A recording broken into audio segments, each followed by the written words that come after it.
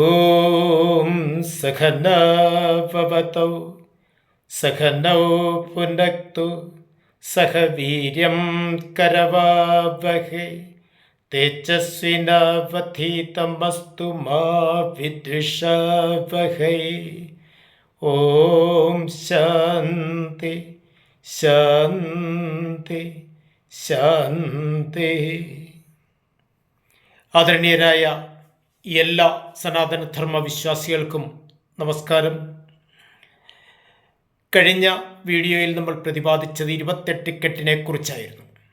അതിൻ്റെ തുടർച്ച എന്ന വണ്ണമാണ് ഇന്ന് നമ്മൾ പ്രതിപാദിക്കുന്നത്. ചന്ദ്രന് സോമൻ എന്നൊരു പേരുണ്ട്. എന്താ ചന്ദ്രന് സോമൻ എന്ന പേര് കിട്ടാൻ കാരണം? സോമരസം ചന്ദ്രനിൽ ഉള്ളത് കൊണ്ടാണ് ചന്ദ്രന് സോമൻ എന്ന പേര് കിട്ടിയത്.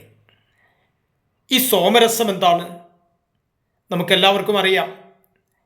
നമ്മൾ ഇവിടെ പിതൃകർമ്മം ചെയ്യുമ്പോൾ ഈ പിതൃക്കൾക്ക് ചെയ്യുന്ന തർപ്പണ രസത്തിൻ്റെ സൂക്ഷ്മ അംശമാണ് സോമരസമായി ചന്ദ്രനിലെത്തുന്നത്. മറ്റ് പല ഘടകങ്ങളിലൂടെയും എത്തുന്നുണ്ട്. അപ്പോൾ അതുകൊണ്ടാണ് ചന്ദ്രന് സോമൻ എന്ന പേര് കിട്ടാൻ കാരണം. ഈ അടുത്ത നാളിൽ അമേരിക്കൻ ബഹിരാകാശ ഗവേഷണ കേന്ദ്രം നാസ പറഞ്ഞു ചന്ദ്രനിൽ ജലാംശമുണ്ട് എന്ന്. ഇതിനൊക്കെ എത്രയോ മുമ്പ്, 10,000-കണക്കിന് വർഷങ്ങൾക്ക് മുമ്പ് എഴുതപ്പെട്ടിരിക്കുന്ന ഋഗ്വേദത്തിൽ തന്നെ പറഞ്ഞു വച്ചിരിക്കുന്നു, സലിലമയോ ചന്ദ്ര, ചന്ദ്രൻ സലിലമയനാണ്. അതായത് ചന്ദ്രനിൽ ജലാംശമുണ്ട്. ഇവിടെ എത്ര നമ്മുടെ വേദങ്ങളിൽ, ഉപനിഷത്തുകളിൽ എത്ര ശാശ്വതമായ സത്യങ്ങൾ പറഞ്ഞാലും അതൊന്നും നമ്മുടെ തലയിൽ കയറില്ല. സായിപ്പ് ഇംഗ്ലീഷിൽ എന്തൊക്കെ പറഞ്ഞാലും അതൊക്കെയാണ് നമുക്ക് വിശ്വാസവും. എന്തായിരുന്നാലും അതവിടെ നിൽക്കട്ടെ. ഈ സോമരസം നമുക്ക് 28 കെട്ടാണല്ലോ നമ്മുടെ വിഷയം.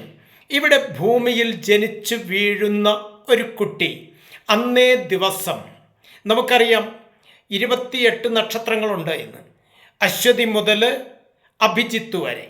ഇതിൽ ഈ 28 നക്ഷത്രങ്ങൾ 28 നക്ഷത്രങ്ങളല്ല എന്നുകൂടി നമ്മളൊന്ന് തിരിച്ചറിയണം. 28 ഗാലക്സികളാണ്. അശ്വതി എന്ന് പറയുന്ന ഒരു നക്ഷത്രമല്ല, ഒരു ഗാലക്സിയാണ്. അതായത് ഒരു നക്ഷത്ര സമൂഹമാണ്.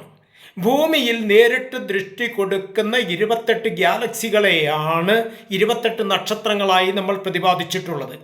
അപ്പോൾ ഈ ഒരു കുട്ടി ജനിച്ചു വീഴുന്ന അന്ന് അശ്വതി എന്ന ഗാലക്സിയിൽ നിന്ന് വരുന്ന പ്രകാശ തരംഗങ്ങൾ, അതായത് ഊർജ തരംഗങ്ങൾ ചന്ദ്രനിലെ സോമരസവുമായി കലർന്ന് ജനിച്ചു വീഴുന്ന കുഞ്ഞിൽ, ആ കുട്ടിയിൽ ഒരു കോശം രൂപം കൊള്ളും. ഇത് 2-ാമത്തെ ദിവസം ഭരണി എന്ന ഗാലക്സിയിൽ നിന്ന് വരുന്ന ഈ പ്രകാശ തരംഗങ്ങൾ ചന്ദ്രനിലെ സോമരസവുമായി കലർന്ന് ഭൂമിയിലേക്ക് റിഫ്ലക്റ്റ് ചെയ്ത് 2-ാമത്തെ കോശം ഈ കുഞ്ഞിൽ രൂപം കൊള്ളും. ഇങ്ങനെ 28 ദിവസം കൊണ്ട് 28 കോശങ്ങൾ ഈ കുട്ടിയിൽ രൂപം കൊള്ളും. ഇത് ഒരു ജെല്ലി പോലെ പൊതിഞ്ഞ് നമ്മുടെ ബ്ലഡിൽ, അതായത് രക്തത്തിൽ കലർന്നു നിൽക്കും. ഇതിന് മലയാളത്തിൽ, നമ്മൾ സംസ്കൃതത്തിൽ പറയുന്ന പേര് തണ്ടുലം എന്ന് പറയും. സംസ്കൃതത്തിൽ ഇതിന് പറയുന്നത്, ഈ മലയാളത്തിൽ പറയുന്നത് പിതൃപിണ്ഡം എന്നാണ് പറയുക. അപ്പോൾ ഇങ്ങനെ ഈ 28 കോശങ്ങൾ ഈ കുട്ടി വളർന്ന് പ്രായപൂർത്തിയായി അടുത്ത തലമുറയ്ക്ക് ജന്മം കൊടുക്കുമ്പോൾ 7 അവശേഷിപ്പിച്ച് 21 അടുത്ത തലമുറയ്ക്ക് കൊടുക്കും.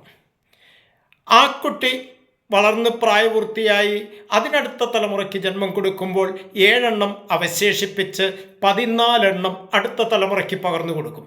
അപ്പോൾ സ്വതന്ത്രമായി ഈ കുട്ടിക്ക് കിട്ടുന്നത് വേറെയുണ്ട്. ഇങ്ങനെ കോടാനുകോടി തണ്ടുലങ്ങൾ ഈ ഓരോ വ്യക്തിയിലും ഉണ്ട്. ഇത് ശരിക്കും പാരമ്പര്യ രോഗം 7 തലമുറ വരെ നിലനിൽക്കും എന്ന് നമ്മുടെ മെഡിക്കൽ സയൻസ് കണ്ടെത്തിയതിൻ്റെ രഹസ്യം ഇത് തന്നെയാണ്.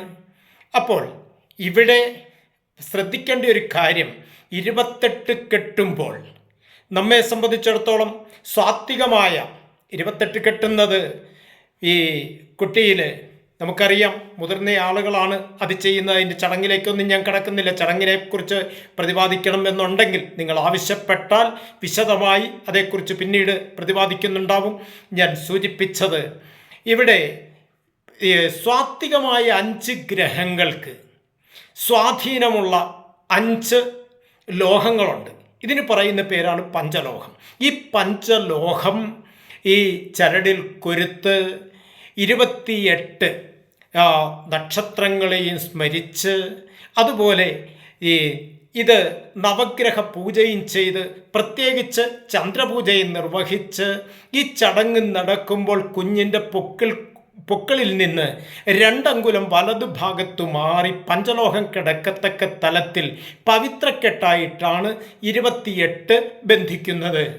അത് ബന്ധിക്കുന്ന സമയത്തോ ആചാര്യന്മാർ അരിയും പൂവും കുഞ്ഞിൻ്റെ ശിരസിലിട്ട് ആദരിക്കുമ്പോൾ, ഇവിടെയാണ് പ്രത്യേകം ശ്രദ്ധിക്കേണ്ടത്. നമ്മളൊക്കെ ഒരു ചങ്ങലയുടെ അനാദിയായ ഒരു പരമ്പരയുടെ കണ്ണി മാത്രമാണ്.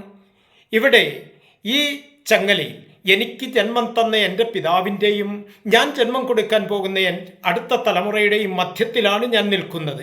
അങ്ങനെ ആധ്യാത്മികവും ഭൗതികവുമായ ബന്ധനത്തിൻ്റെ കെട്ടല്ലേ യഥാർത്ഥത്തിൽ 28 കെട്ട് എന്നുകൂടി നമ്മളൊന്ന് തിരിച്ചറിയുന്നത് നന്നായിരിക്കും. അപ്പോൾ ഇത് പഴയകാലത്ത് ആചാര്യന്മാർ ഈ കുഞ്ഞിൻ്റെ 28 കെട്ടിയതിന് ശേഷം ഈ കുഞ്ഞിൻ്റെ ശിരസിൽ അരിയും പൂവും ഇട്ട് ആശീർവദിക്കുന്നുണ്ട്. അസ്മാത് ഭവ പരശുർഭവ ഹിരണ്യമസൃതം ഭവ ദീർഘസുസ്ഥം ഭവ ദീർഘസ്വസ്തിസ്ഥം ഭവ ദീർഘായുഷ്മാൻ ഭവ. പെൺകുട്ടികളാണെങ്കിൽ ദീർഘായുഷ്മതി ഭവ സർവബ്രഹ്മവിദ്യാ വിജയീ ഭവ തദ്വാര സർവബന്ധന മുക്തോ ഭവ. അതായത് നീ വളർന്ന് പ്രായപൂർത്തിയാകുമ്പോൾ ഈ ബന്ധനത്തിൽ നിന്ന് മുക്തനാവണം എന്നാണ് ഈ മന്ത്രത്തിൻ്റെ സാരം. എങ്ങനെ? ഈ കണ്ണിയിൽ നിന്ന് ഞാൻ തുടക്കത്തിലെ സൂചിപ്പിച്ചല്ലോ, സർവബന്ധങ്ങളും വിട്ട് സന്യാസതുല്യമായ ജീവിതം നയിച്ച് തൻ്റെ ജീവാത്മാവിനെ പരമാത്മ തലത്തിൽ ലയിപ്പിക്കണം, അങ്ങനെ മോക്ഷപ്രാപ്തിക്ക് അർഹനാവണം എന്ന് പഠിപ്പിക്കുന്നു ഈ തത്വരഹസ്യം.